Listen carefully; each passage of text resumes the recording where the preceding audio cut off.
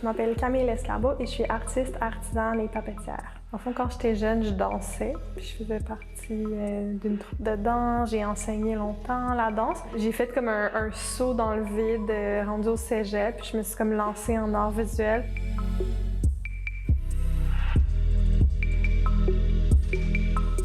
Je dirais que pour être artiste, ben, ça prend de la créativité.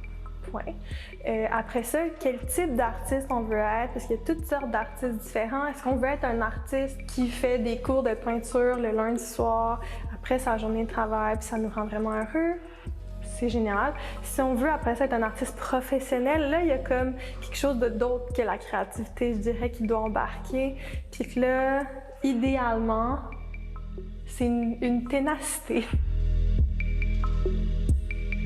Ma pratique visuelle, je le vois un petit peu comme penser en poème, mais au lieu des mots, c'est des images. Puis je sais pas qu'est-ce que ça va vouloir dire, je sais pas pourquoi j'ai envie de le faire nécessairement, mais je me fais confiance, puis c'est en travaillant, en matérialisant des objets, des sculptures, des œuvres. Avec le temps, je les apprivoise, on apprend à se connaître, puis là, ça fait son sens.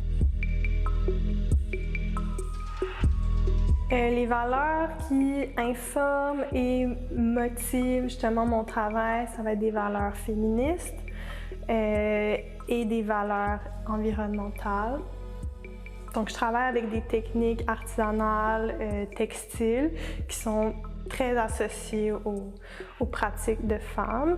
Puis au niveau environnemental, ben c'est sûr que moi, dans le fond, j'utilise que mes déchets puis des objets de ma vie quotidienne, tant pour mes outils que mes matériaux. Puis c'est ce que j'explore dans ma pratique. Mon exposition en regard, c'est d'explorer l'aspect tridimensionnel de ma pratique. Je me considère comme une artiste abstraite. Je ne suis pas là à essayer de représenter une crise climatique ou représenter des déchets, mais plutôt prendre des empreintes, y aller dans le geste. L'empreinte, ça passe par le toucher, comme sur ça que je fais ça. C'est comme ça que ça se passe. J'ai mon déchet, je prends ma pâte à papier, puis là, tranquillement. Donc, il y a vraiment une relation haptique qui passe par le toucher entre moi puis mes objets. Il y a d'autres objets où il y a des empreintes où on voit mes doigts, on voit les traces des doigts qui passent. Puis c'est d'espérer, en accumulant, en faisant le tri de tous ces objets-là, donner des indices sur qu'est-ce qui s'est passé dans l'atelier sans être ultra clair ou ultra didactique. Toutes les matières qu'on jette, ils continuent leur vie. C'est pas parce que c'est plus chez toi, dans ta poubelle, que ça n'existe plus. Au contraire, ça continue de se transformer, d'émettre des gaz, de polluer. Moi, c'est de les garder, puis d'essayer d'en faire quelque chose de nouveau, puis d'éveiller les imaginaires avec ça.